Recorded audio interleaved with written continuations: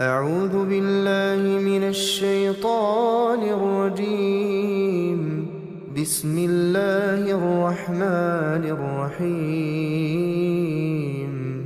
Abu Hamid al-Ghazali, qu'Allah lui accorde sa miséricorde, a dit: La nature de la morale consiste à éliminer de son cœur toutes les mauvaises habitudes que la loi a définies, et de les éviter et de s'en détourner comme on tend à éviter tout ce qui est saleté.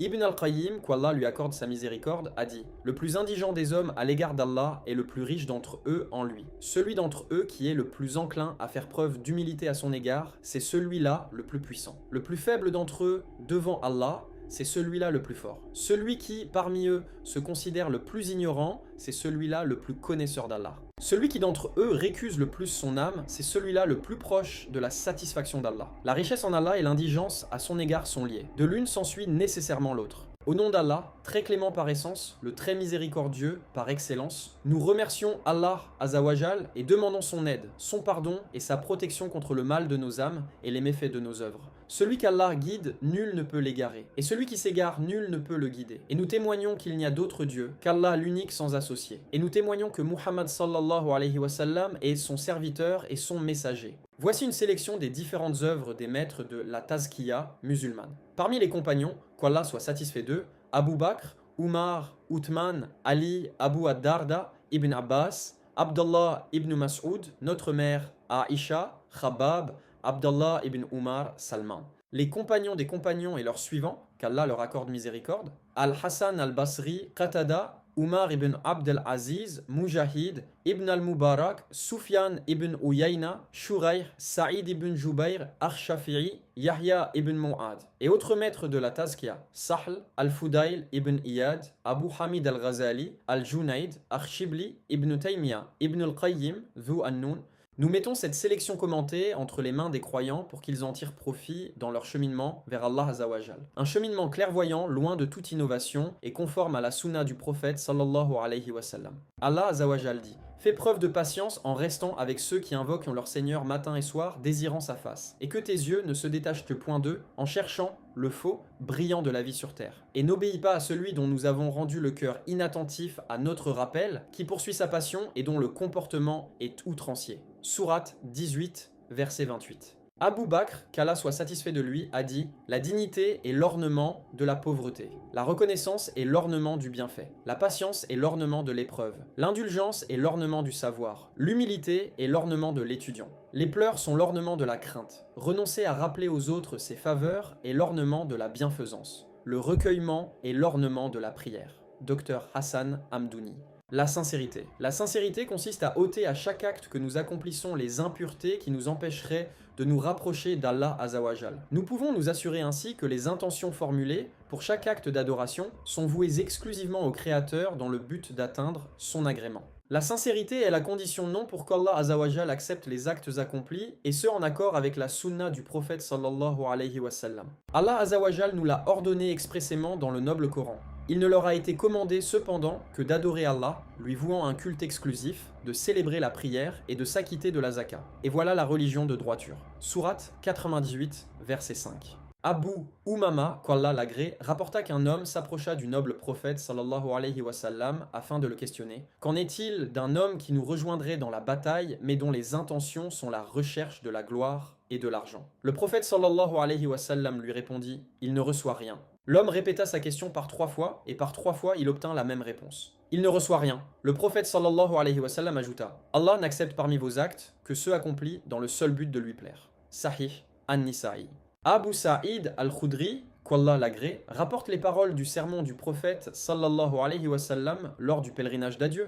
Qu'Allah Azawajal bénisse tous ceux qui entendent ces mots et les comprennent, car il est possible que tous ceux qui ont accès à ce savoir ne le comprennent pas forcément. En effet, le cœur d'un croyant ne devrait pas éprouver de l'hostilité ni de la rancœur à l'égard de 3 choses. Dédier ses actions à Allah Azawajal, donner des conseils aux imams des musulmans et être loyal à l'égard de l'ensemble des musulmans. Sahih, Ibn Majah, Ibn Hibban, d'après Zayd ibn Thabit. Ces 3 choses ont pour effet de raffermir le cœur du croyant qui arrive à les discerner et se retrouve dépourvu de toute fourberie, corruption ou méchanceté. Le serviteur ne peut se libérer de Satan que grâce à sa sincère dévotion, car telles sont les paroles d'Allah Azawajal: Par ta puissance, dit Satan, je les séduirai assurément tous, sauf tes serviteurs élus parmi eux. Sourate 38, versets 82-83. Il a été dit qu'un homme sage avait pour habitude de dire « Ô toi, sois un dévot et tu seras pur ». Quand quelque bien matériel que ce soit interfère avec notre adoration, notre sincérité se trouvera altérée. Les hommes ne se préoccupent souvent que de leurs biens et de leurs désirs. Ils sont rares ces actes d'adoration dépourvus d'un objectif ponctuel. Voilà pourquoi il a été dit que quiconque arrive à accomplir un simple acte de pure dévotion à l'égard du Créateur verra son cœur nettoyé de toute impureté. Pour être clair, la dévotion est le nettoyage du cœur de toutes les impuretés, qu'elles soient infimes ou nombreuses, afin de pouvoir se rapprocher du Créateur en étant dépourvu de toute autre motivation que celle de lui plaire. Cette personne doit être dévouée et pure dans ses actions. Quiconque agit autrement verra la porte de la dévotion lui être interdite. Qui que ce soit dont le cœur est écrasé par le désir des biens mondains et par les préoccupations et les soucis qui en découlent, ne verra aucun de ces actes d'adoration, le jeûne ou la prière, bien accueillis sauf de très rares exceptions. Le remède contre l'amour de ce bas monde consiste à arrêter les désirs mondains afin de se purifier pour le monde de l'au-delà. La dévotion sincère deviendra alors facile à atteindre. Il y a un grand nombre d'actions que le musulman croit accomplir dans le but de plaire à Allah Azzawajal, mais dont il s'agit en réalité d'un grand leurre tellement il existe de défauts dans celle-ci. Il a été rapporté l'histoire d'un homme qui avait pour habitude de toujours prier dans le premier rang à la mosquée. Un jour, il fut en retard pour la prière et il se retrouva au deuxième rang. Il se sentit mal à l'aise quand les gens le virent au deuxième rang et comprit alors que tout le plaisir qu'il éprouvait dans sa prière était dû à ce que les gens le voyaient au premier rang et l'admiraient pour cela. Voilà comment les actes que nous accomplissons sont rarement dépourvus d'une subtile et intangible malice. Ceux qui ne s'en aperçoivent pas verront leurs supposées bonnes actions se transformer en péché le jour de la résurrection, car telles sont les paroles d'Allah Azzawajal. Si les injustes possédaient tout ce qui se trouve sur la terre, et autant encore, ils l'offriraient comme rançon pour échapper au pire châtiment le jour de la résurrection. Et leur apparaîtra, de la part d'Allah, ce qu'ils n'avaient jamais imaginé. Et leur apparaîtront les méfaits qu'ils ont commis, et ce dont ils se raillaient les enveloppera. Sourate 39, versets 47-48. Allah Azzawajal dit aussi, voulez-vous que nous vous apprenions lesquels sont les plus grands perdants en œuvre, ceux dont l'effort, dans la vie présente, s'est égaré alors qu'il s'imagine faire le bien. Sourate 18, versets 103-104. Yacoub a dit, la personne pieuse est celle qui dissimule les bonnes actions ainsi que les mauvaises. As-Soussi a dit quant à lui que la véritable adoration implique le fait de ne plus avoir conscience de se dévouer à Allah Azzawajal, car celui qui arrive à percevoir sa dévotion n'a en réalité pas atteint ce degré dans la foi. Percevoir sa propre dévotion implique de l'admiration et cette dernière ne peut entraîner que tristesse, alors que dans la pureté, il ne peut y avoir de la tristesse. Les actes que nous accomplissons doivent être dépourvus de toute fausse modestie ou vanité. Ayoub a dit « Il est beaucoup plus dur pour les personnes qui agissent de purifier les intentions premières de leurs actes que de mettre ceux-ci en exécution. L'intention est sa nature. L'intention d'une personne n'est pas simplement le fait de dire « j'ai l'intention de faire ceci et cela ». L'intention est ce qui déborde de notre cœur telle une rivière sortie de son cours et qui a été inspirée par Allah Azzawajal. Certes, son chemin sera parfois sans obstacle, mais à d'autres moments, celui-ci sera semé d'embûches. Le juste, avec un cœur droit, accomplira ses bonnes actions le plus normalement du monde. Il aura généralement un penchant pour tout ce qui est ancré dans le bien et il s'évertuera à le répandre. Par contre, ceux dont le cœur penche vers les affaires de ce bas monde trouveront difficile voire contraignant d'accomplir des actes d'adoration obligatoires. Le prophète sallallahu alayhi wa sallam a dit « Les actes ne comptent que par leurs intentions. Ainsi, celui qui aura émigré pour Allah et son messager aura à son actif un acte consacré à Allah et son messager. Quant à celui qui a émigré pour se procurer quelques bénéfices mondains ou pour épouser une femme, alors ce pèlerinage comptera en fonction des objectifs désirés. Al-Bukhari et Muslim.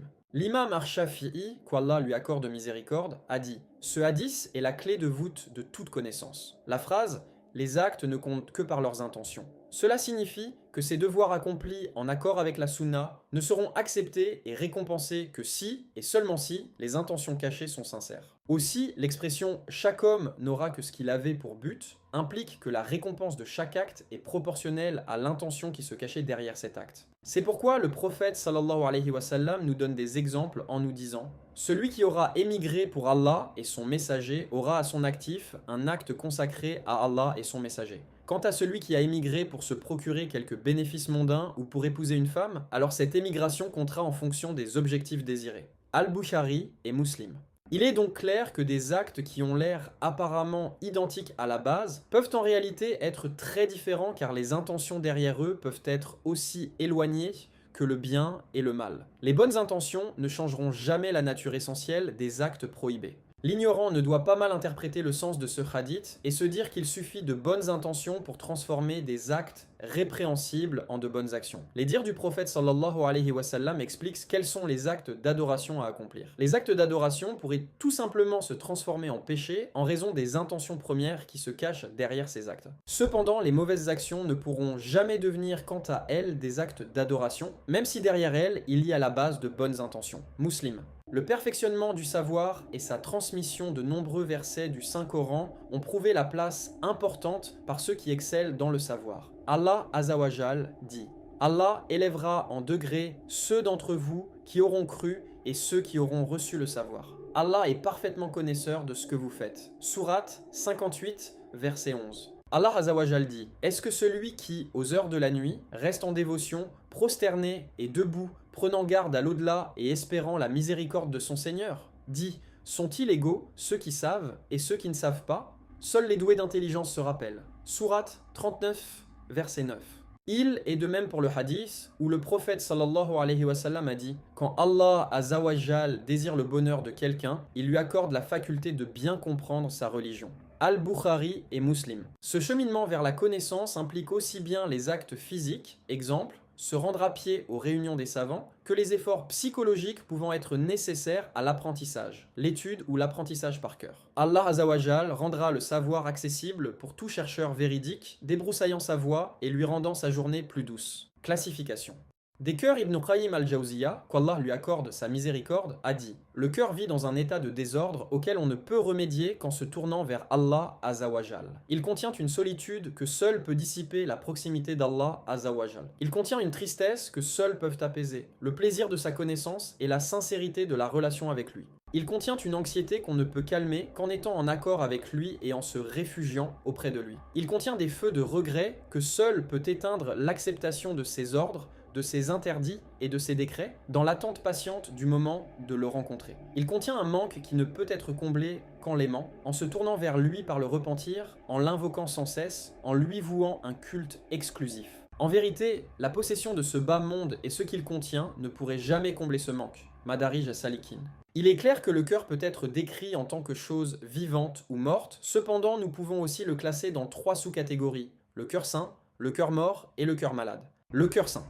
Le jour de la résurrection, seuls ceux qui se présenteront devant Allah Azawajal avec un cœur saint seront sauvés. Allah a dit « Le jour où ni les biens, ni les enfants ne seront d'aucune utilité, sauf celui qui vient à Allah avec un cœur saint. » Sourate 26, versets 88-89.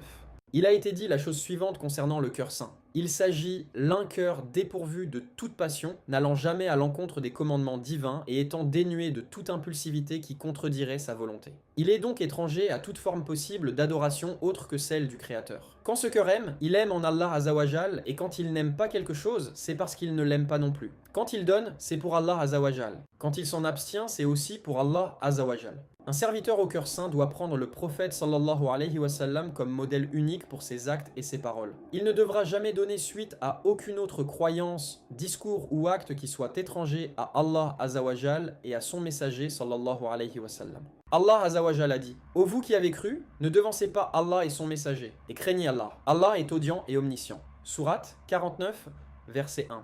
Le cœur mort, il est tout à fait à l'opposé du cœur saint. Il ne connaît pas de maître à adorer, ni de commandement divin à suivre. Il se cramponne à ses désirs et à ses passions, puisse-t-il attirer le courroux et le mécontentement du Créateur. Ses caprices, ses passions et ses haines, ses lubies et ses ignorances deviennent l'axe principal de sa vie, l'imam ou guide devant aiguiller sa vie.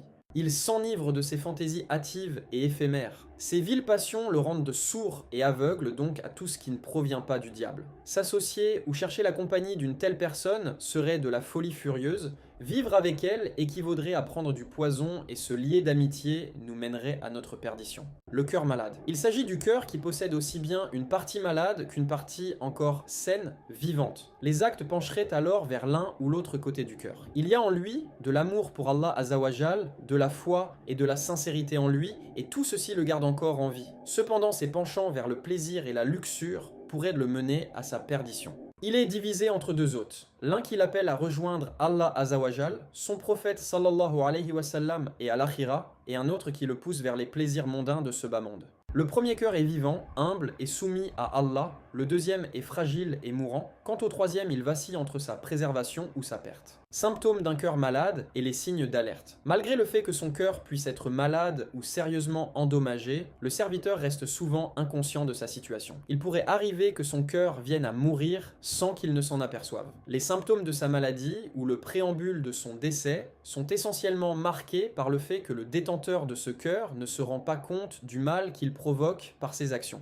Il reste en effet imperturbable, souvent en raison de son ignorance de la vérité et de sa vantardise face à la croyance. Il arrive que le cœur plein de vie ressente de la peine ou de la douleur face à une situation qui malgré tout le dépasse. En effet, il est capable de percevoir le début de la descente en enfer sans pour autant réagir. Il préférera parfois mettre de côté la souffrance que ses actes provoquent plutôt que d'entamer une vraie cure. Plusieurs signes de la maladie du cœur sont la résultante de son détour de la bonne nourriture aux dépens de celle qui est nuisible. Des bons remèdes au détriment des maladies honteuses. Le cœur pur préférera de loin ce qui lui est bénéfique et qui le détournera de tout ce qui peut lui nuire ou porter préjudice, tout à l'opposé du cœur malade. Ce qui compose essentiellement ce cœur saint est la foi et sa meilleure médecine sera toujours le Saint-Coran. Les signes d'un cœur saint. Le détenteur d'un cœur saint est tel un passant qui dans cette vie d'ici-bas prend juste les provisions nécessaires pour pouvoir poursuivre son chemin. Telles étaient en effet les paroles du prophète sallallahu alayhi wa sallam selon Abdallah ibn Umar, qu'Allah l'agrée, soit dans ce monde comme un étranger ou un passant. Plus le cœur est malade, plus il désire ce bas monde, il y demeurera alors jusqu'à atteindre la place qui lui est réservée. Le cœur saint continuera à provoquer des questionnements incessants chez son détenteur jusqu'à son retour auprès d'Allah Azawajal, où il sera enfin en paix, tel un amoureux qui aura finalement rejoint sa bien-aimée après de longues vicissitudes dans son chemin.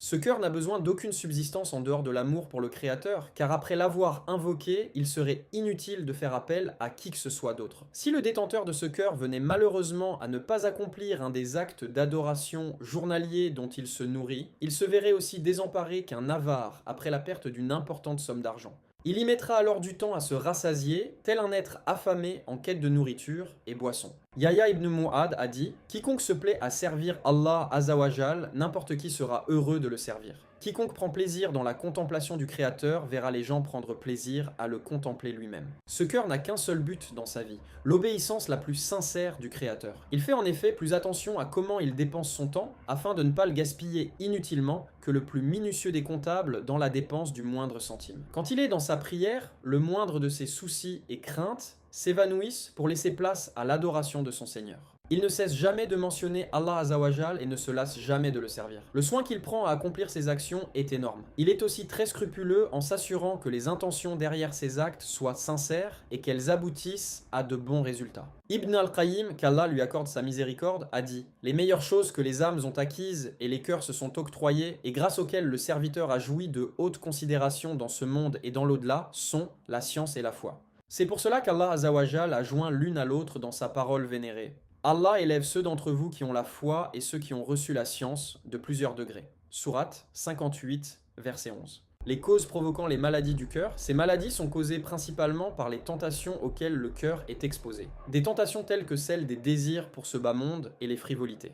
Hudayfa ibn al-Yaman, puisse Allah, le Très-Haut être satisfait de lui, a dit « Le messager d'Allah sallallahu alayhi wa sallam a dit « Les tentations se présentent devant le cœur, une par une. Le cœur qui en accepte sera souillé d'une tache noire, quant à celui qui les refuse, se verra démarqué des autres par sa pureté. Les cœurs sont de deux sortes alors. Le cœur noirci est ressemblant à une assiette qui se serait renversée, et le cœur pur, jamais ébranlé par quelque tentation qui soit aussi longtemps que la terre et le ciel existeront. Le cœur malade ne reconnaît le bien et dénonce le mal que quand cela lui convient. Muslim Kitab al-Iman. On a pu classer le cœur confronté aux tentations en deux catégories. Première catégorie, nous devons savoir qu'un cœur exposé aux tentations les absorbera, telle une éponge qui retiendrait toute l'eau à l'exception d'une tache noire qu'elle laisserait derrière elle. Il continuera ainsi d'absorber toute nouvelle tentation qui se présente à lui jusqu'au point de devenir complètement noirci et corrompu. Arrivé à ce stade, deux maladies très dangereuses le guettent et finiront par le plonger dans la déchéance la plus totale. Dû au fait qu'il ne fait plus la distinction entre bien et mal, il n'a plus notion de l'ancien et du futur, des actes passés et de ceux à venir.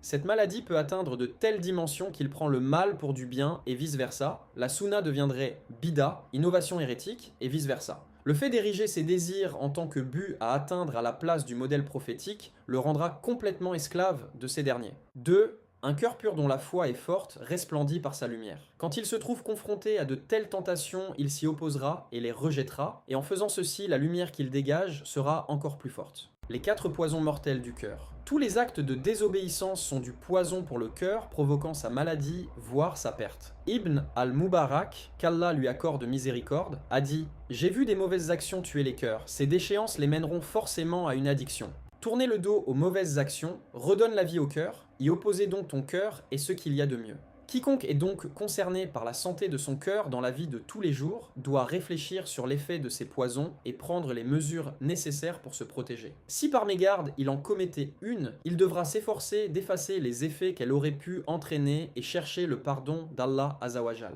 En effet, les mauvaises actions se voient parfois effacées par des actes pieux. Les 4 poisons sont les paroles futiles et superficielles, le regard effréné, le trop-plein de nourriture et les mauvaises fréquentations. De tous les maux sur cette terre, ils sont les plus répandus et ils ont les pires effets sur le comportement du cœur. 1. Les paroles futiles. Il a été rapporté dans Al-Musnad, sous l'autorité d'Anas, qu'Allah l'agrée, que le prophète sallallahu alayhi wa sallam a dit « La foi du serviteur ne sera pas saine tant que son cœur ne sera pas sain, son cœur ne sera pas sain tant que sa langue ne sera pas correcte. » Hadith faible, Al-Mundiri.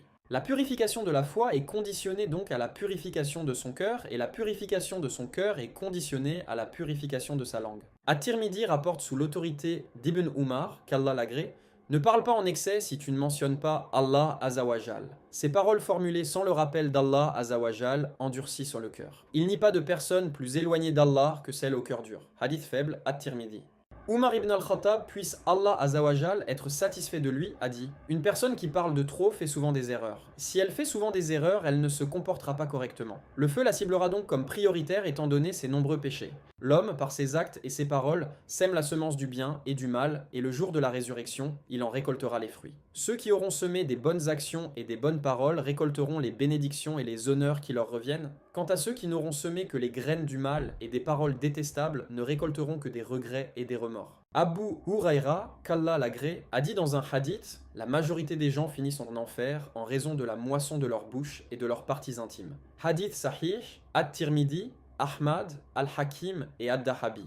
Abu Huraira, qu'Allah l'agrée, a rapporté également que le prophète sallallahu alayhi wa sallam a dit « Le serviteur d'Allah profère des paroles dont il ne réalise pas la portée ou les conséquences qu'elles peuvent générer. » Voilà pourquoi il risque de se retrouver dans les abîmes de l'enfer, ces derniers étant aussi vastes que la distance séparant l'Est de l'Ouest. Al-Bukhari et Muslim. Un hadith similaire a été transmis par At-Tirmidhi avec de légères variantes. Le prophète sallallahu alayhi wa sallam a dit « Le serviteur prononcera des paroles qu'il croira être sans risque, pourtant, à cause de celles-ci, il sera plongé dans les profondeurs de l'enfer, aussi loin que compte 70 automnes. » At-Tirmidhi a affirmé que ce hadith était Hassan Gharib. Uqba ibn Amir, qu'Allah l'agrée, a dit « J'ai dit, ô messager d'Allah, quelle est pour nous la meilleure façon de survivre ?» Il, prière et bénédiction d'Allah sur lui, répondit « Prends garde à ta langue, fais de ta maison un havre d'intimité et pleure tes mauvaises actions. » At-Tirmidhi l'a jugé Hassan. Rapporté aussi par Abu Nuaym, il a également été rapporté sous l'autorité de Sal ibn Sa'd, qu'Allah l'agrée, que le prophète sallallahu alayhi wa sallam a dit « Quiconque se porte garant pour ce qui se trouve entre ses mâchoires et entre ses jambes, je lui garantis l'Éden. » Abu Huraira, qu'Allah l'agrée, être satisfait de lui, rapporte que le prophète sallallahu alayhi wa sallam a dit que celui qui croit en Allah Azawajal et au jugement dernier dise du bien ou qu'il se taise. Al-Bukhari, Muslim. Parler est donc une bonne chose. Si ce dernier est correct, dans le cas contraire, cela devient interdit. Le prophète sallallahu alayhi wa sallam a dit à ce sujet « N'importe quelle parole que l'enfant d'Adam prononce se retournera contre lui, à l'exception de son action d'ordonner le bien et d'interdire le mal et le rappel d'Allah le Tout-Puissant. » Ce hadith fut rapporté par At-Tirmidhi et Ibn Majah d'après Habiba, qu'Allah soit satisfait d'elle. At-Tirmidhi et Ibn Majah. At-Tirmidhi le qualifie de Hassan Gharib. Un jour, Umar ibn al-Khattab rendait visite à Abu Bakr, qu'Allah soit satisfait d'eux, et il trouva ce dernier en train de tirer sa langue avec ses doigts. Umar lui dit « Arrête-toi par Allah, puisse-t-il te pardonner ?» À ce quoi Abu Bakr lui répondit « Cette langue m'aura emmené dans des endroits dangereux. » Abu Yala, Al-Bayhaqi et As-Suyuti. Abdallah ibn Mas'ud, qu'Allah soit satisfait de lui, a dit « Par Allah l'unique, rien ne mérite plus ardemment une longue sentence de prison que ma langue. » Il avait aussi pour habitude de dire « Ô ma langue, dis du bien et tu en tireras profit, détourne-toi des mauvaises paroles et tu seras en sécurité. Autrement, tu n'auras que des regrets. Al-Hassan a dit, qu'Allah lui accorde miséricorde, quant à lui, quiconque ne retient pas sa langue ne comprendra jamais sa religion. Et soit pas dire ça michos. Le plus petit des péchés que la langue peut commettre est de parler de ce qui ne la concerne point. Le hadith qui suit nous indique clairement la portée de cette faute. L'un des mérites de l'influence de l'islam chez une personne est qu'il ne s'occupe plus de ce qui ne le concerne pas. Sahih at-Tirmidhi. Abu Ubaïda relata que Al-Hassan lui avait dit « Un des signes montrant que le serviteur abandonne son créateur est qu'il se préoccupe de ce qui ne le concerne pas. » Sal a dit « Quiconque parle de ce qui ne le concerne pas n'est pas digne de confiance. » Ainsi, tel qu'il a été expliqué, il s'agit du moindre mal que la langue peut provoquer. Il y a en effet des choses bien pires telles que la médisance, le commérage, la tromperie et l'obscénité, le double visage et le discours hypocrite, les querelles, la moquerie, le mensonge et la dérision qui peuvent définitivement provoquer la ruine du cœur et la perte de son bonheur ici-bas ainsi que sa déchéance dans le monde de l'au-delà. Allah Azawajal est le seul auprès de qui nous devons chercher du secours. 2. Le regard effréné, il est la conséquence du regard qui se pose sur tout ce qui l'attire et dont les images restent imprimées dans le cœur. Différentes sortes de corruption risquent de s'installer par la suite dans le cœur du serviteur. Elles sont les suivantes. Il a été rapporté que le prophète sallallahu alayhi wa sallam a dit à ce sujet « Le regard est une flèche empoisonnée de Satan, le maudit. Celui qui baisse son regard pour Allah Azawajal se verra insuffler dans son cœur une brise rafraîchissante le jour du jugement. » At-Tabarani, Al-Hakim et Ahmad. Ash-Shaitan, le maudit, voyage par le regard démesuré plus vite que le vent qui se lève sur une place déserte. Il rend les choses que l'œil voit beaucoup plus attirantes qu'elles ne le sont en réalité. Il les transforme afin que le cœur en fasse une idole à vénérer. Il lui promet des récompenses mirobolantes et attise ce désir en le nourrissant de choses interdites. Le serviteur n'aurait jamais commis ces actions s'il ne s'était pas laissé entraîner par ses regards déformés par Ash-Shaitan, le maudit. Tout ceci détourne le cœur des choses importantes qui le concernent, devenant une barrière entre les deux. Le cœur ne retrouve plus le bon chemin et se retrouve dans la voie du désir et de l'ignorance. Allah Azawajal a dit « Fais preuve de patience en restant avec ceux qui invoquent leur Seigneur matin et soir, désirant sa face, et que tes yeux ne se détachent point d'eux en cherchant le faux brillant de la vie sur terre. Et n'obéis pas à celui dont nous avons rendu le cœur inattentif à notre rappel, qui poursuit sa passion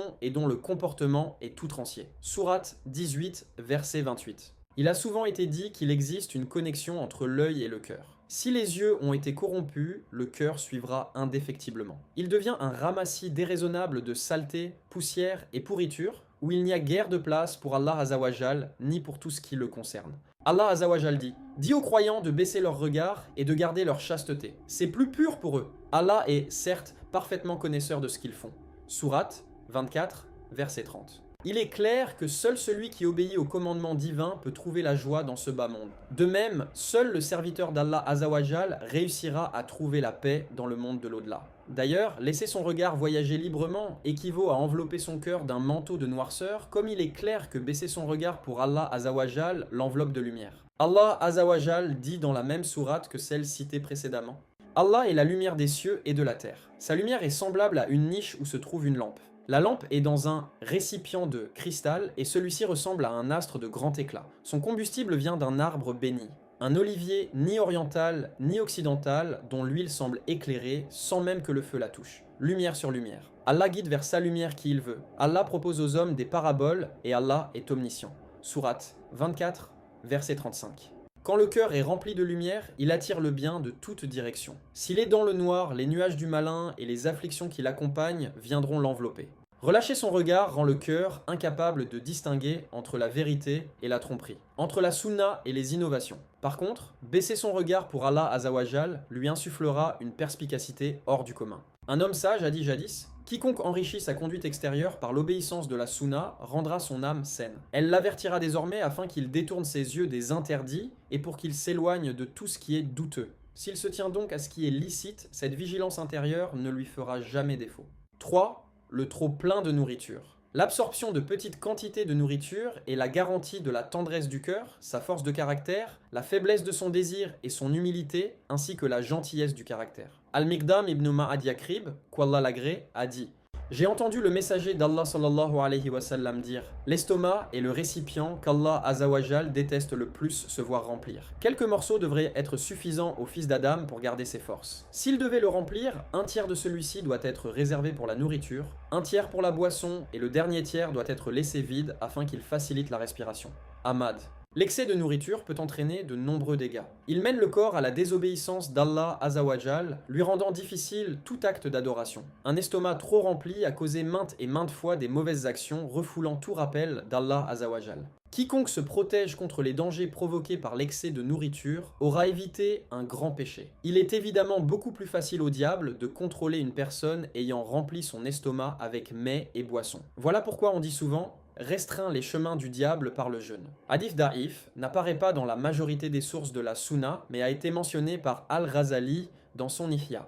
Il a été rapporté que jadis, il y avait un groupe de jeunes hommes de la tribu d'Israël qui étaient en pleine adoration quand le moment de rompre leur jeûne arriva. Un homme se leva alors et leur dit: ne mangez pas de trop, autrement vous boirez de trop et vous finirez par vous allonger et vous endormir. Vous perdrez ainsi beaucoup trop. Le prophète sallallahu alayhi wa sallam et ses compagnons, puisse Allah être satisfait d'eux, avaient ni pour habitude de rester sur leur faim assez souvent. C'est le cas d'Ibn Umar et de son père qui, malgré l'abondance de nourriture dont ils disposaient, ils avaient adopté les mêmes habitudes alimentaires que le prophète sallallahu alayhi wa sallam. Il a été rapporté que la mère des croyants, Aïcha, qu'Allah soit satisfait d'elle, a dit: depuis son arrivée à Médine et jusqu'à son décès, la famille de Muhammad ne mangea jamais du pain de blé plus de 3 nuits d'affilée. Al-Bukhari.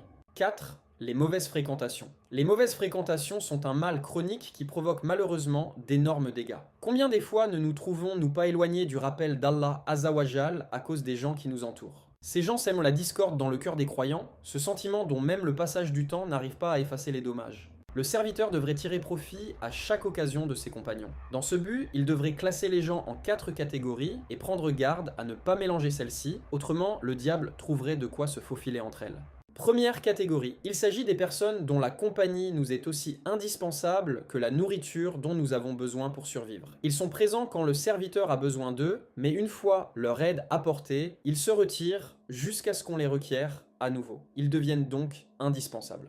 Ce sont des êtres qui possèdent les connaissances religieuses qui font défaut à beaucoup de croyants. Ils connaissent les commandements divins, les intrigues du malin, les maladies de l'âme, ainsi que les remèdes nécessaires à sa guérison. Ils vous veulent du bien pour Allah azawajal, ses prophètes et ses serviteurs. L'association du croyant avec ce genre de personnes est un bien pour sa religion. Deuxième catégorie, nous avons là des gens dont la présence est comme un médicament. On fait appel à eux seulement quand la maladie se déclare, car quand on se porte bien, on n'a nullement besoin d'eux. La fréquentation de ces personnes nous est parfois bénéfique dans les affaires qui touchent à la vie de tous les jours, moyens de subsistance, commerce, consultation. Cependant, une fois leur rôle accompli, il ne serait pas souhaitable pour le serviteur de continuer à traiter avec eux. Troisième catégorie, la présence de ces individus est totalement nuisible. Leur fréquentation se transforme en un mal qui peut ronger le serviteur de l'intérieur et souvent, le mal qui en découle est incurable. Aucun profit ne sera jamais tiré de cette fréquentation, ni dans la vie d'ici-bas, ni dans celle de l'au-delà. En les fréquentant, on perd aussi bien son temps que sa religion.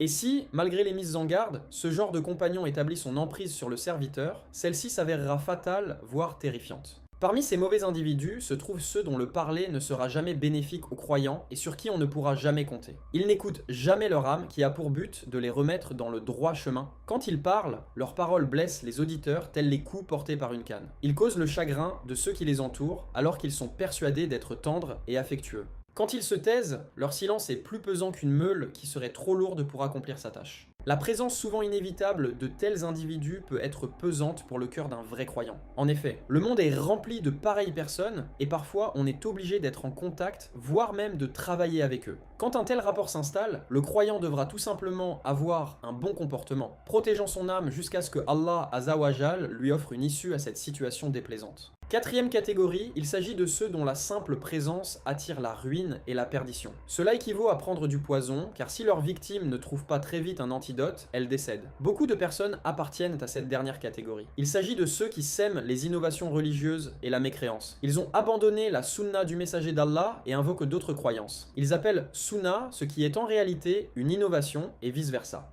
Un homme avec un intellect quelconque ne devra jamais s'asseoir avec eux, ni fréquenter leurs assemblées, sous peine de voir son cœur tomber malade jusqu'à défaillir.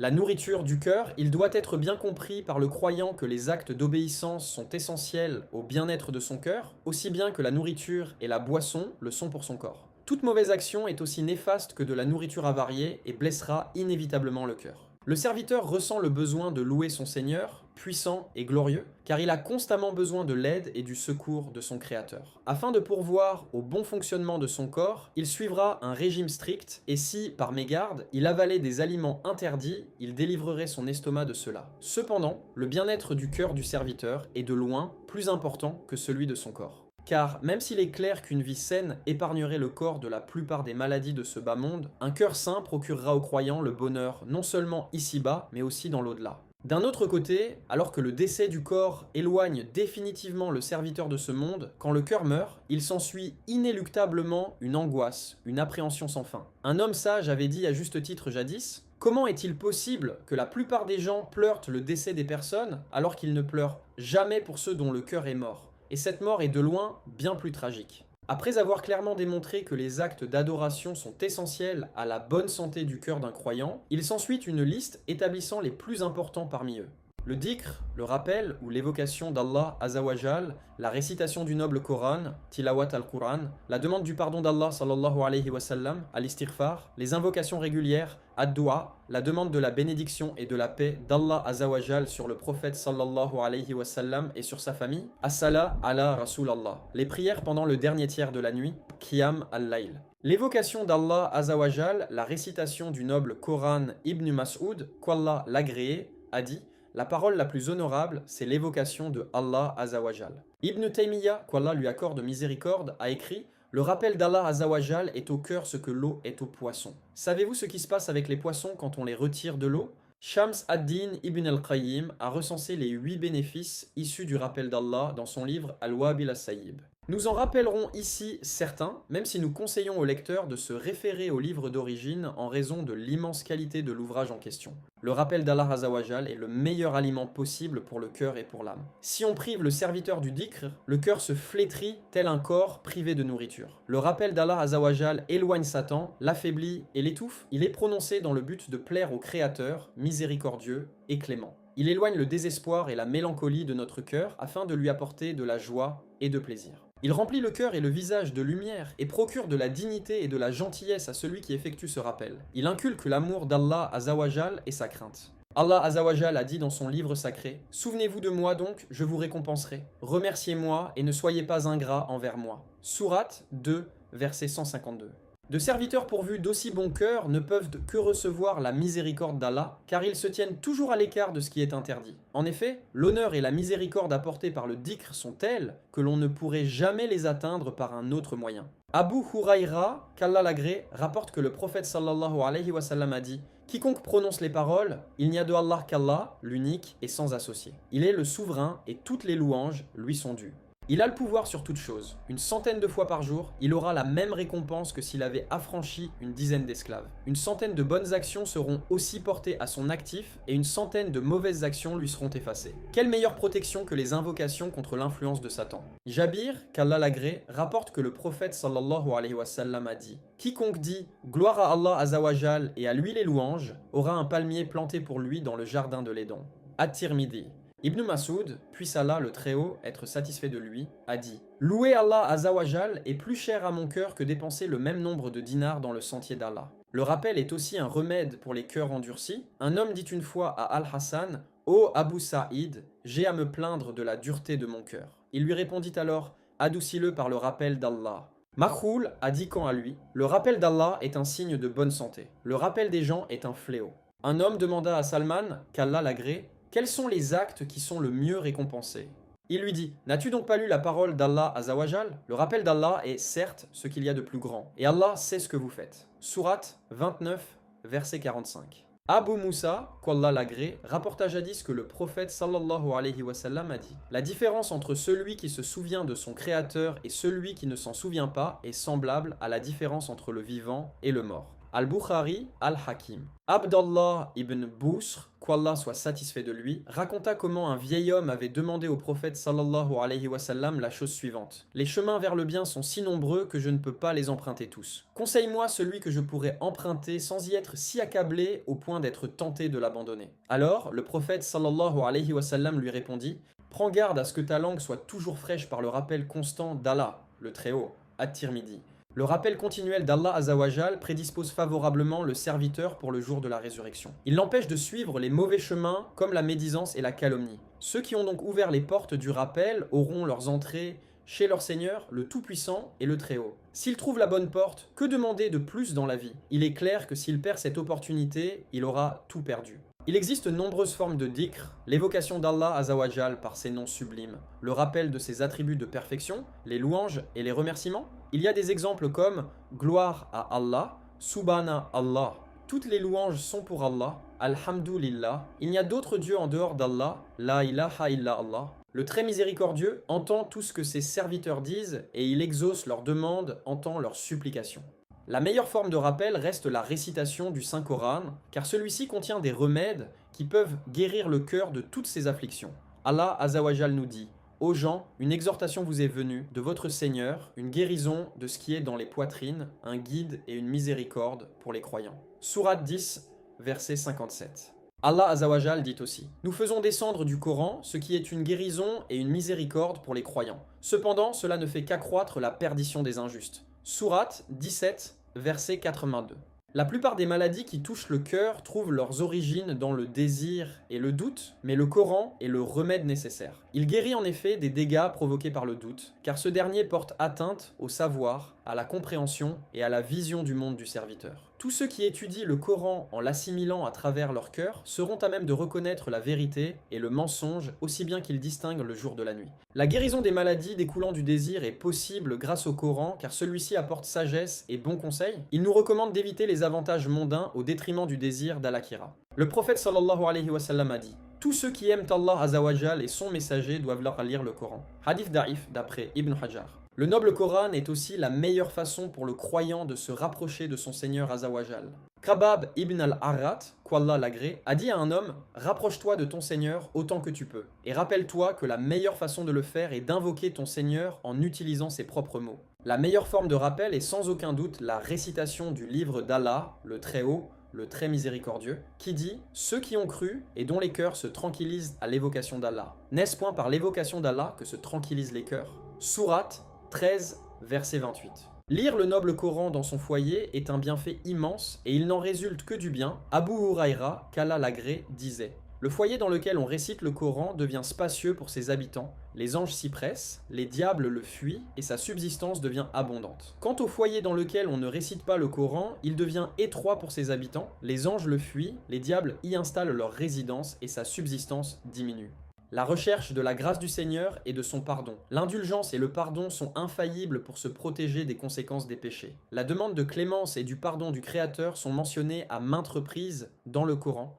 Allah Azawajal dit: Et implorez le pardon d'Allah, car Allah est pardonneur et très miséricordieux. Sourate 73, verset 20. Ce sont les endurants, les véridiques, les obéissants, ceux qui dépensent dans le sentier d'Allah et ceux qui implorent pardon juste avant l'aube. Sourate 3 à 7, verset 17. Quiconque agit mal ou fait du tort à lui-même, puis aussitôt implore d'Allah le pardon, trouvera Allah très certainement pardonneur et miséricordieux. Sourate 4, verset 110. On associe fréquemment la recherche du pardon avec le repentir. Dans ce cas précis, la demande de repentir se fera par la langue. Le serviteur garde l'espoir qu'Allah Azawajal, dans ses suppliques, l'écoute et si telle est sa volonté, lui pardonne. En effet, le repentir éloigne le corps et le cœur des mauvaises actions. De surcroît, si les invocations émanent d'un cœur profondément troublé par les mauvaises actions commises, il ne pourrait pas y avoir de meilleur repentir. Des moments propices pour ces invocations sont immédiatement après la prière ou pendant les premières heures de la matinée. Il a été rapporté que Luqman, le sage, a dit l'autre fois à son fils: Ô mon fils, habitue ta langue à demander le pardon d'Allah Azawajal, car il y a des moments propices pendant lesquels Allah Azawajal répond aux serviteurs qui l'implorent.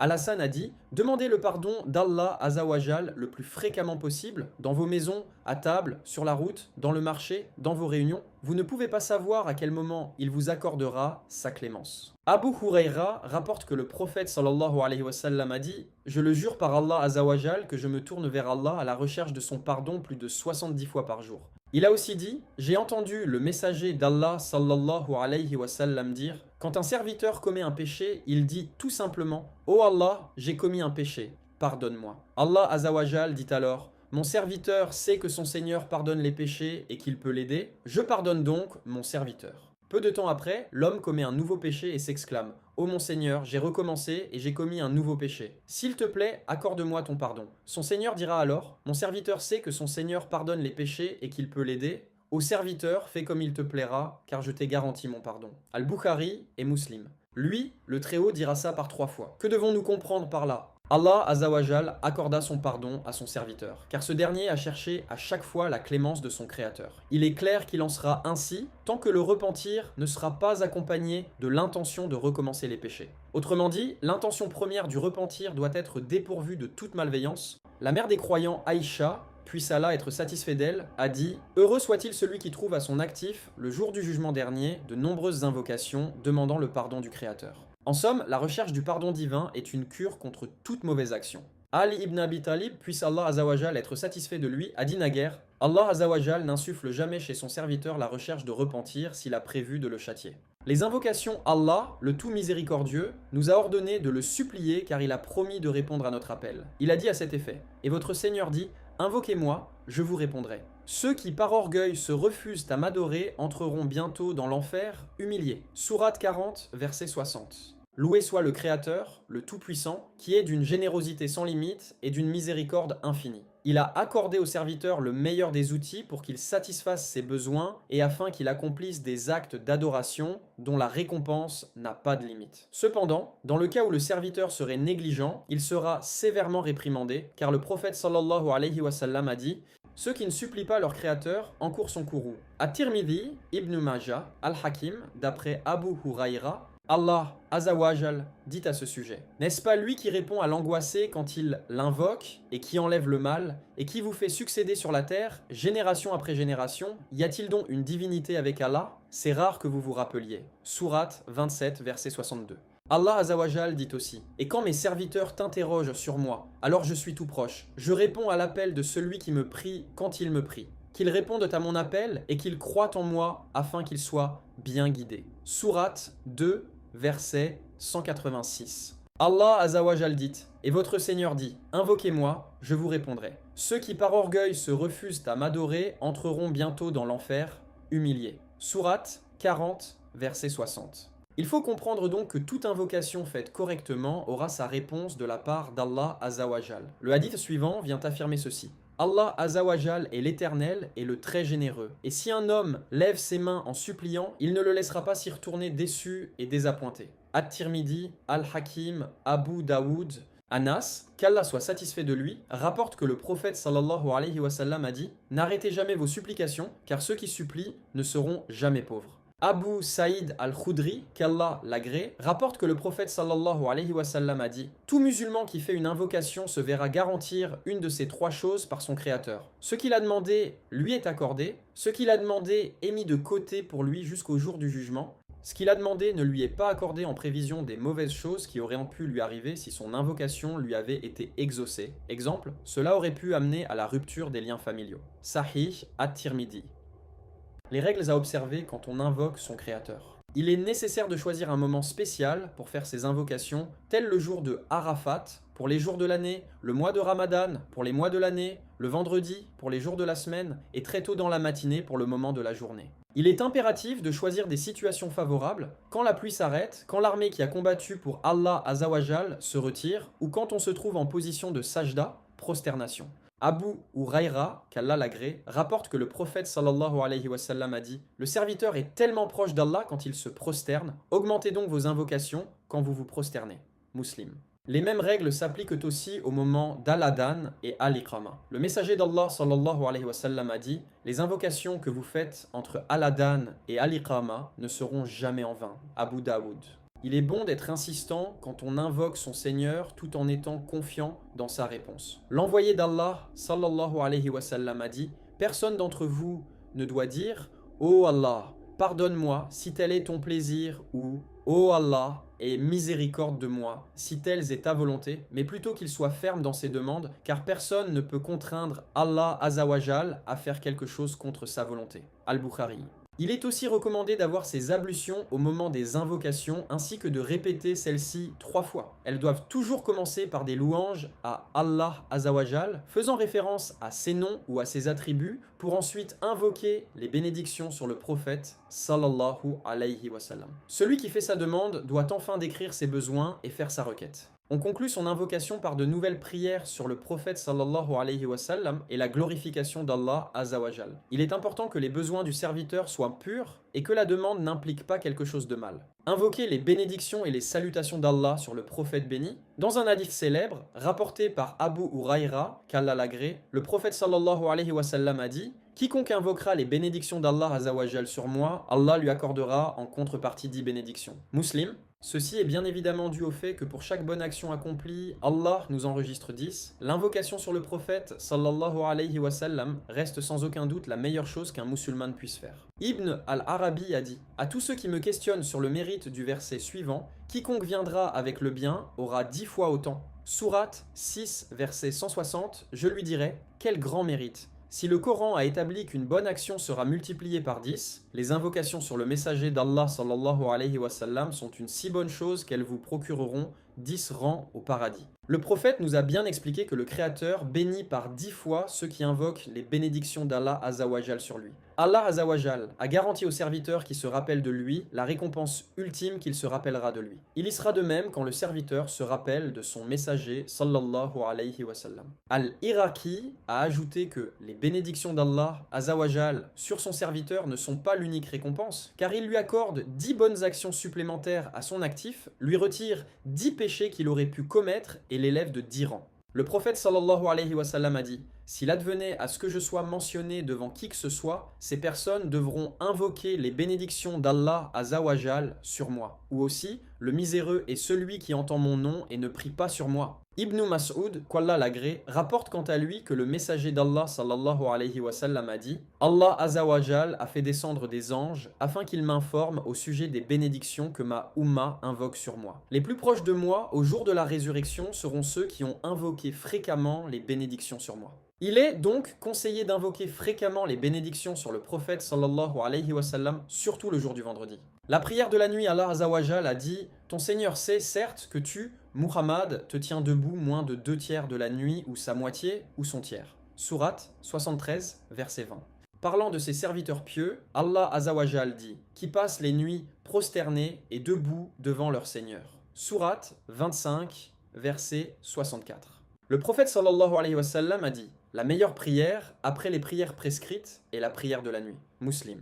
Notre mère Aïcha, qu'Allah soit satisfait d'elle, a dit « L'envoyé d'Allah sallallahu alayhi wa sallam avait pour habitude de prier 11 raka'at entre la prière du Isha et celle du Fajr. Il faisait son taslim toutes les 2 raka'at pour terminer avec celle du Witr. » Al-Bukhari, Muslim, Ibn Mas'ud, qu'Allah l'agrée, fait mention dans ses rapports des récits racontant comment le prophète sallallahu alayhi wa sallam a parlé à ceux qui dorment toute la nuit jusqu'à l'aurore sans accomplir la moindre prière. Il sallallahu alayhi wa sallam a dit « Voici un homme dont Satan a uriné dans ses oreilles. » Al-Bukhari, Muslim. L'envoyé d'Allah sallallahu alayhi wa sallam a aussi dit « Quand vous vous endormez, Satan fait 3 nœuds à l'arrière de votre tête. Dans chaque nœud, il expire et prononce les paroles suivantes « La nuit est si longue, dors encore un peu. » Si vous vous réveillez pendant la nuit et que vous invoquez Allah azawajal, un nœud se défait. Si vous faites votre ablution, alors un second nœud se défera. Et si vous accomplissez votre prière, vous vous réveillerez le matin en vous sentant plein d'énergie et avec l'esprit clair. Autrement, vous vous réveillerez le matin en étant déjà fatigué et avec l'esprit embrouillé. Al-Bukhari, Muslim. Ibn Mas'ud, qu'Allah l'agrée, avait pour habitude de se lever quand tout le monde dormait encore. On pouvait clairement le reconnaître par son fredonnement continuel du Coran, tel le bourdonnement des abeilles qui ne le quittait plus jusqu'au coucher du soleil. Ibn Mas'ud, qu'Allah l'agrée, a dit « Tant que tu es dans ta prière, en vérité, tu ne fais que frapper à la porte du roi, Allah. Celui qui ne cesse de frapper à la porte du roi, on finira par lui ouvrir. » On questionna autrefois Al-Hassan à ce sujet en lui demandant comment était-ce possible que ceux qui veillaient tard avaient les plus beaux visages. Il répondit car ils sont en excellent rapport avec le Très-Haut qui les enveloppe de sa lumière pour les récompenser. Et il rajouta, l'homme qui est privé de la possibilité de se lever pendant la nuit commettra des péchés. Un homme demanda à un sage, je suis incapable de rester tard la nuit, donne-moi un remède. Le sage répondit, ne lui désobéis point pendant la journée et il te gardera éveillé entre ses mains pendant la nuit. Ibn al-Mubarak, qu'Allah lui accorde miséricorde, a dit cette sublime exhortation. Quand la nuit est dans le noir complet, on les aperçoit debout dans la pénombre. La frayeur a chassé leur sommeil et ils se sont levés, alors que ceux qui se sentent à l'abri dorment d'un sommeil de plomb. L'ascétisme, Az-Zoud, Abu al-Abbas, as-Sa'idi, qu'Allah l'agrée, raconte. Un homme s'approcha du prophète sallallahu alayhi wa sallam et lui dit « Ô messager d'Allah, conseille-moi sur la bonne action à faire, afin qu'Allah azawajal m'aime ainsi que les autres musulmans. » Il sallallahu alayhi wa sallam dit « Détache-toi de ce bas monde, et Allah azawajal t'aimera. Détache-toi des biens des gens et ne les envie pas. Les gens t'aimeront. » Ibn Majah. Al-Hassan al-Basri, qu'Allah lui accorde miséricorde, a affirmé avoir connu des gens d'excellence. Il les décrit comme suit. Ils ne se réjouissaient guère quand un bien de ce bas monde leur était accordé. Ils ne se plaignaient pas non plus s'ils venaient à perdre cette chose. Il était clair que cette vie leur était aussi insignifiante que la poussière. Parmi eux se trouvaient même ceux qui ne se souciaient pas s'ils auraient des habits qui pourraient entièrement couvrir leur corps, ou des paillasses se faufilant entre eux et le sol. Quand la nuit arrivait, on les voyait sur pied, leur front sur le sol et leurs joues ruisselantes de larmes, implorant le secours d'Allah Azawajal pour le jour du jugement dernier.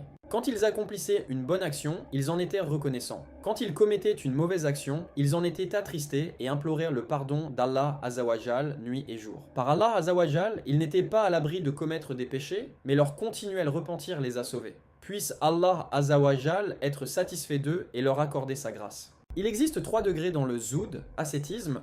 1. Il s'agit de se priver petit à petit de cette vie mondaine, même s'il peut rester encore un grand désir pour elle. La personne reste préoccupée par ce bas monde tout en faisant un grand effort pour s'en détacher. 2. Cela consiste à être complètement détaché de ce bas monde tout en vivant dans celui-ci. Il est inutile de chercher à l'éviter autrement, la récompense serait moindre. C'est le cas d'une personne qui donne un dirham, sachant qu'elle recevra, dans l'au-delà, 2 en retour. 3. Ceci concerne ceux qui ont volontairement mis ce monde de côté sans le moindre remords pour ce qu'ils ont laissé derrière eux. C'est le degré de ceux qui ont échangé un bout de poterie contre le plus bout des joyaux. Quant à Ibn Abbas, qu'Allah l'agrée, il a dit « L'ascétisme, Az-Zoud, se résume en 3 formes de délaissement stipulées par les lettres Az-Zay, Al-Ha et Ad-Dal. Az-Zay, le délaissement de la parure, Az-Zina, Al-Ha, le délaissement de la passion, Al-Hawa, Ad-Dal, le délaissement de la vie d'ici-bas, ad-dunya.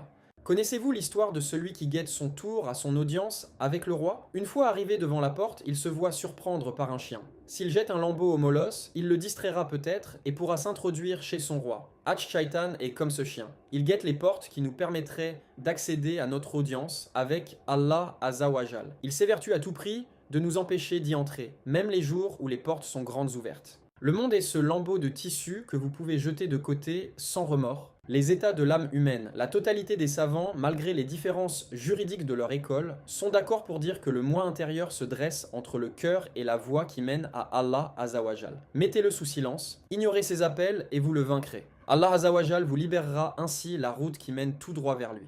Il existe 2 catégories de personnes. Ceux dont le nafs a eu le dessus sur eux, ils ont cédé à leurs désirs et obéissent à leurs pulsions. L'autre catégorie englobe ceux qui ont maîtrisé leur moi intérieur. Les sages ne disent-ils pas à ce sujet « La journée de ceux qui sont dans la voie d'Allah Azawajal se termine par leur victoire sur leur nafs, car quiconque arrive à se maîtriser remportera sans aucun doute la victoire. Quant à ceux qui se laissent dominer par leur nafs, ils seront sans aucun doute des perdants. » Allah Azawajal dit « Quant à celui qui aura dépassé les limites et aura préféré la vie présente, alors l'enfer sera son refuge. Et pour celui qui aura redouté de comparaître devant son Seigneur et préserver son âme de la passion, le paradis sera alors son refuge. » Sourate 9, versets 37-40. An-Nafs vous pousse à commettre des mauvaises actions et à préférer la vie d'ici-bas au détriment de l'au-delà. Le cœur est partagé entre la crainte d'Allah Azawajal et ses pulsions ou ses désirs. Cette dualité est souvent une source d'affliction, voire même une grosse épreuve. Allah Azawajal décrit dans le noble Coran les 3 catégories dans lesquelles An-Nafs peut se trouver. Le moi paisible, An-Nafs al-Mutmaïna, le moi instable, An-Nafs al-Lawwama, et le moi qui penche indéfectiblement vers le mal, An-Nafs al-Ammara bis-Su.